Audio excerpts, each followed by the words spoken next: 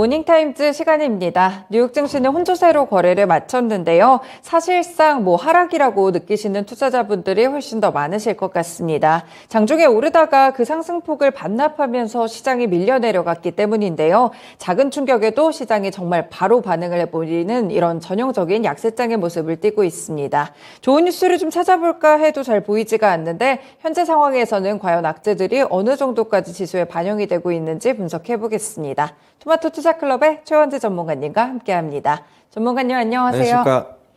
네, 뉴욕 증시 나스닥 쪽에서 상당히 좀 안 좋았고 지금 S&P 500도 그렇고 5거래일째 하락 흐름 좀 이어가고 있습니다. 어떤 특징이 있었을까요? 네, 경기 침체 우려에 혼조로 마감을 했는데요. 장중에는 다우는 거의 한 1% 가까이 상승을 했고 나스닥도 상승 반전을 했지만은 영국 중앙은행, 영란은행이죠. 영란은행이 국채시장의 개입을 남은 2번으로 마치겠다라는 소식에 오후장 중반 들어서 하락으로 결국에는 마감을 했습니다.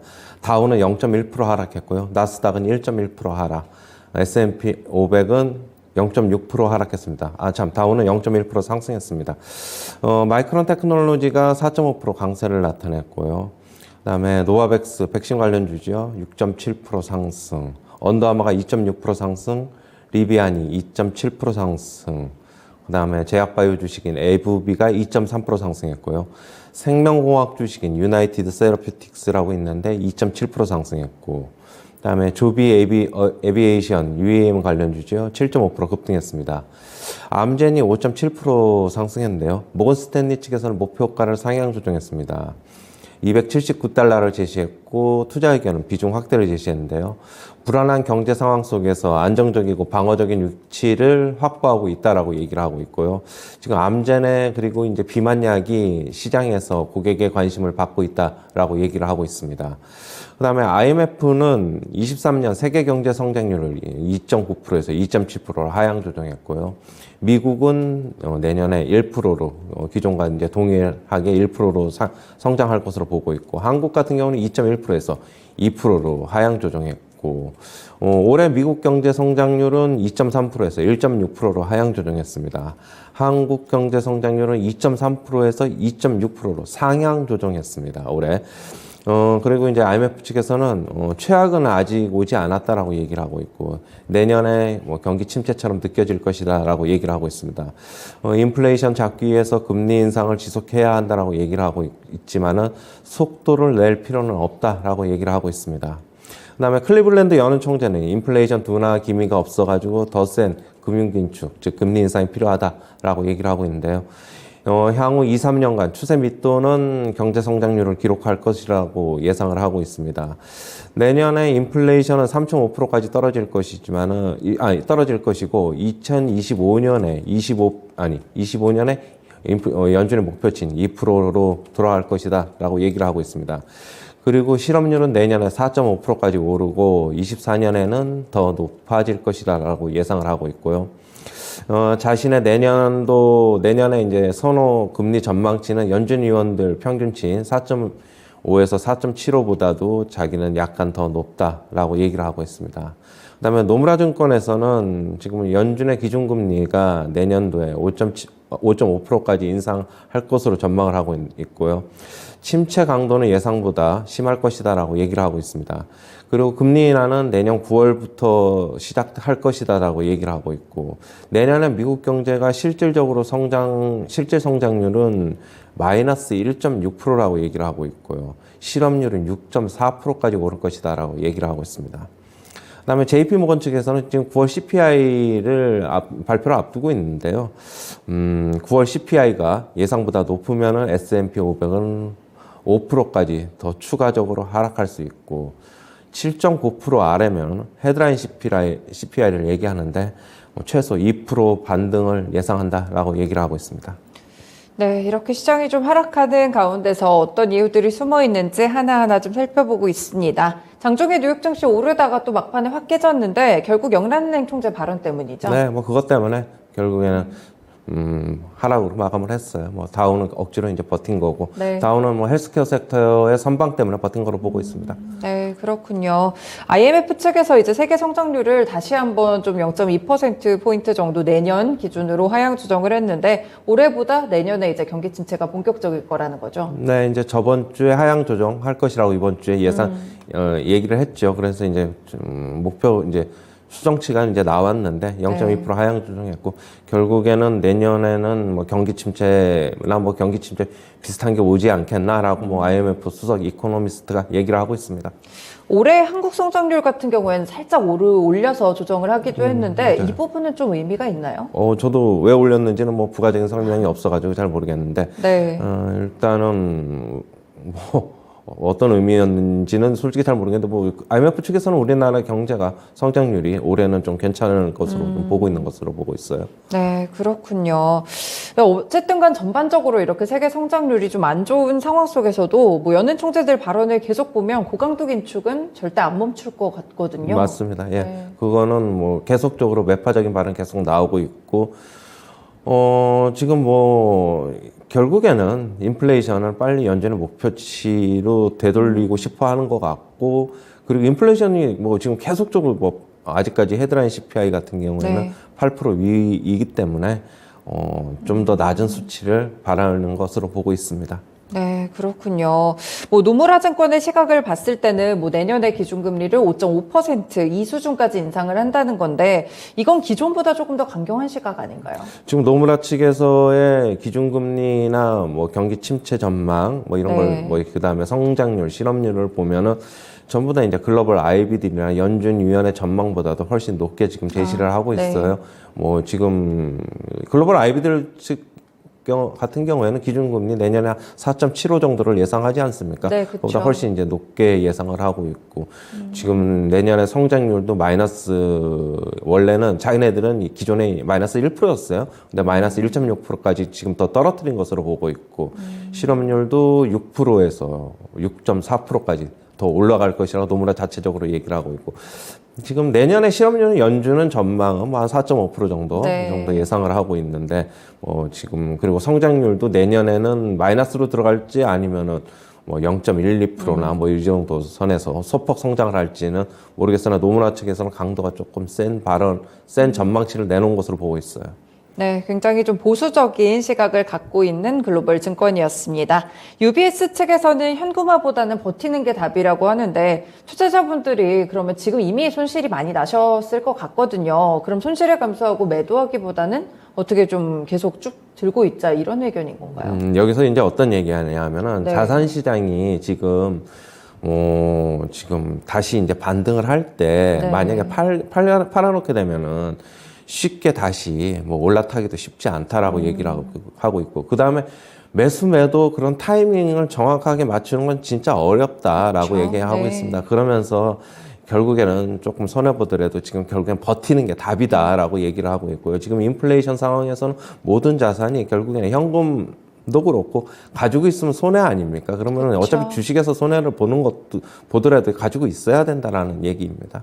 네, 그렇군요. 이런 시각들도 있었습니다. 뭐 JP 모건 측에서 이제 뭐 이틀 정도 있으면 CPI가 발표가 될 텐데 이거에 따라서 지금 증시 하락과 상승을 좀 예측을 했었거든요. 뭐 저희가 본 예상치라면 지금 하락할 가능성이 더 높은 건가요? 어떻게 나올지는 모르죠. 일단 어떻게 나올지 모르니까. 네. 지금 CPI가 헤드라인 CPI가 지금 8.1인가요? 네, 컨센서스가 그 정도죠. 8.1로 네. 나와 있고 근원 CPI는 6.5인데 일단 헤드라인 CPI 기준으로 얘기를 한 것 같아요. 네. 지금 일단 뭐 만족하지 컨센서스에 미달하게 나오면은 부족하게 나오면은 결국에는 S&P 500이 추가 하락을 좀 경고하는 것 같고 만약에 7%대로 떨어진다고 하면은 최소 S&P 500 2% 반등할 수 있다라는 그런 의견입니다. 네, 그렇군요. 개별적인 종목도 좀 체크를 해보겠습니다. 암젠 말씀을 주셨는데 뭐 제약바이오 섹터 기업이죠? 맞죠. 예, 맞습니다. 그런데 일단은 혼란한 경제 상황, 지금 불안한 경제 상황에서 역시 제약바이오주들이 어떻게 보면 방어적인 성격을 가지고 있다라고 네. 지금 얘기를 하고 있어요. 모건 스탠리 측에서는.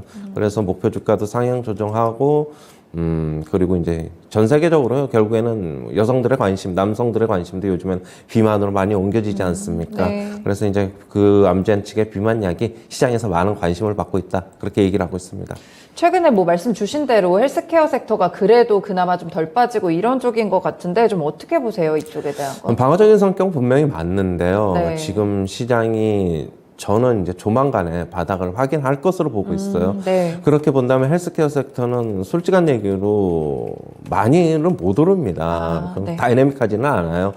그냥 방어적인 역할만 하는 것일 뿐이에요. 뭐 많이 오르더라도 1, 2% 오르고 소폭 빠지고 그냥 그렇기 때문에 아직까지는 그럼 주식을 산다면은 굳이 저걸 사는 것보다는 조금 기다렸다가 다른 것을 사는 게 좋지 않나 그렇게 보고 있어요. 네, 방어적인 성격의 섹터다라는 말씀을 주셨습니다. 뭐 마이크론도 간밤에 좀 올랐는데 이게 네. 섹터적인 부분이라기보다는 개별 이슈인가요? 개별 이슈를 좀 찾아봤는데 개별 뉴스는 특별히 없어요. 네. 일단은 어제 4.5%의 강한 반등. 반도체 섹터가 전체 다 안 좋았는데 유독 이 종목만 마이크론 테크놀로지만 강세를 나타냈습니다. 네, 그렇군요.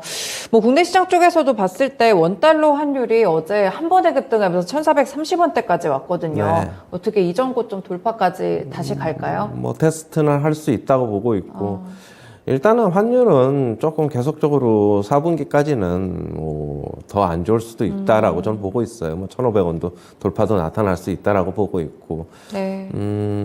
일단은 환율 시장 계속 제가 말씀드렸는데 미국 시장 영향, 그다음에 환율 시장 영향 같이 좀 봐야 된다라고 보고 있고 환율 시장이 조금 더 개인적으로는 더 크지 않나라고 보고 있습니다. 네, 코스피 시장에서 어제 그럼에도 불구하고 외국인 수급이 좀 유입이 돼가지고 이런 건 어떻게 해석을 해야 될까요? 요즘 수급을 보면 외국인들은 그래도 좀 사고 있고 연기금도 조금 이제 수급에 힘을 보태고 있어요. 개인들도 어제는 샀고, 그러니까 이제 뭐 연기금을 전체 기관이라고 할 수는 없지만 네. 뭐 외국인, 그다음에 연기금, 개인까지 어제 모두 다 이제 코스피 시장에서 다 매수를 했어요. 네. 개인들은 조금 이렇게 팔았다가 다시 매수하고 뭐 단기적으로 좀 더 들어오는 것 같고, 지금 외국인이나 연기금 측은 최근에 조금 며칠간 그래도 주식 매수가 저번 올해 10월 1일서부터 조금 들어오는 것으로 보고 있어가지고, 네. 수급은 조금 그래도 괜찮아지지 않겠냐 그렇게 보고 있고요. 하지만은 2250에 대한 상단의 돌파를 시원하게 지금 하지는 못하고 있어가지고 네. 거기 위해서는 조금 주의가 좀 필요해 보인다 그렇게 보고 있습니다. 네, 달이 바뀌면서 뭐 지수에는 사실 큰 변화가 없었는데 그래도 수급적인 부분에서는 조금의 변화가 캐치되고 있다는 점도 신호로 기억을 해보시면 괜찮을 것 같습니다. 뭐 1시간 조금 넘게 있으면 이제 금통위에서 빅스텝 거의 뭐 확정적으로 지금 네. 시장에서 보고 있더라고요. 오늘 뭐 시장 변동성 어떻게 좀 나올까요? 뭐 빅스텝 하는 거는 시장에 뭐 어느 정도는 뭐 대충 다 반영이 돼 있기 때문에 막상 뭐 그 발표가 나오면은 뭐 별로 영향이 없거나 뭐 상승할 수도 있다 뭐 그렇게 보고 있고요. 네. 결국엔 미국 따라서 올리는 거고 지금 뭐 베이비 스텝 하다가 환율 때문에 못 버텨서 올리는 것으로 보고 있고 내년이 아니라 11월 달에도 금통위가 이제 올해 마지막으로 열리는데 네. 거기서도 빅스텝 내지는 자이언트 스텝 또 얘기가 나오고 있는 만큼 둘 중에 하나로 지금 결정될 것으로 보고 있습니다. 네, 그렇습니다. 어제 국내 시장에서 이제 하락할 동안 그래도 2차 전지 관련 종목들이 좀 괜찮았었는데 하락할 때 이쪽을 좀 매수하는 건 어떻게 보세요? 그 종목 중에서는 어제 뭐 셀업체 중에서는 LG 에너지 솔루션하고 삼성 SDI가 강세를 나타내면서 뭐 지수도 그래서 소폭 네. 조금 돌려놓는 그쵸? 뭐 그런 네. 것 쪽으로 보고 있고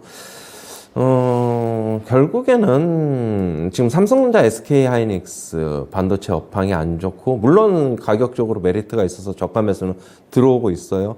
하지만은 지수를 받치고 반등시키는 거는 LG 에너지 솔루션이 조금 낫다고 보고 이쪽으로 수급이 들어오는 게 아닌가 그렇게 보고 있고요. 추경 매수는 별로 뭐 바람직하지 않다.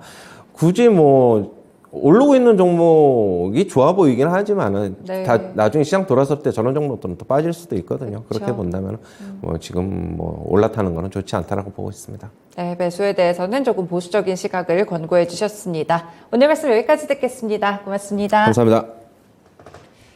네, 참 어려운 시간입니다. 이미 계좌에는 손실이 났는데 이걸 메꿀 방법이 참 찾기가 어려운 그런 시간들인데요. 시장에 그래도 악재 하나씩 반영되고 있고 수급적인 측면에서도 약간의 긍정적인 신호는 포착이 되고 있습니다. 오늘 한국은행의 금리 인상 폭도 발표가 되니까 이 부분과 소수 의견까지 꼭 확인을 해보시고요. 종목별 대응으로 방어적인 전략 짜보시길 기대하겠습니다. 지금까지 모닝타임즈 시간이었습니다.